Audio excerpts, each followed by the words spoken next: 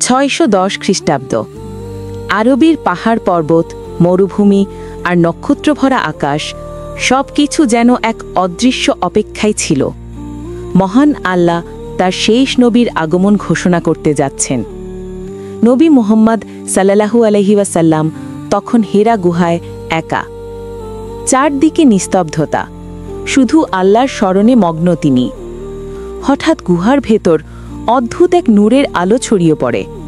মুহূর্তেই গুহা ভরে যায় এক অপার শীতলতা ও শান্তিতে। ঠিক তখনই সামনে উপস্থিত হন ফেরেশতা জিবরাইল আলাইহিসসালাম। তিনি বললেন, ইকরা, অর্থাৎ পড়ো। নবী করিম সাল্লাল্লাহু আলাইহি ওয়াসাল্লাম ভয়ে কাঁপতে কাঁপতে বললেন, আমি তো পড়তে জানি না। জিবরাইল আলাইহিসসালাম আবার বললেন, ইকরা বিসমি রাব্বিকাল্লাযী খালাক, অর্থাৎ পড়ো তোমার প্রভুর নামে যিনি সৃষ্টি করেছেন।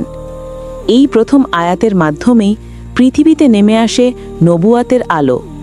মুহাম্মদ সাল্লাল্লাহু আলাইহি ওয়াসাল্লাম বুঝতে পারলেন তিনি নির্বাচিত হয়েছেন মানুষকে অন্ধকার থেকে আলোতে আনার জন্য। গুহা থেকে বের হলেন তিনি, হৃদয় ধুকপুক করছে। দৌড়ে গেলেন ঘরে, খাদিজা রাদিয়াল্লাহু তাআলার কাছে।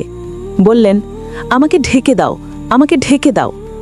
খাদিজা রাদিয়াল্লাহু তাআলা তার মুখের ভয় দেখে শান্তভাবে বললেন, আল্লাহ আপনাকে কখনো হতাশ করবেন না। আপনি সত্যবাদী, আমানতদার ও দয়ালু।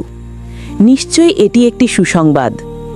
এরপর ওয়ারাকা ইবনে নওফাল নিশ্চিত করলেন, হ্যাঁ, আপনার কাছেই এসেছে সেই মহান ফেরেশতা যিনি মূসা আলাইহিস সালামের কাছেও আসতেন।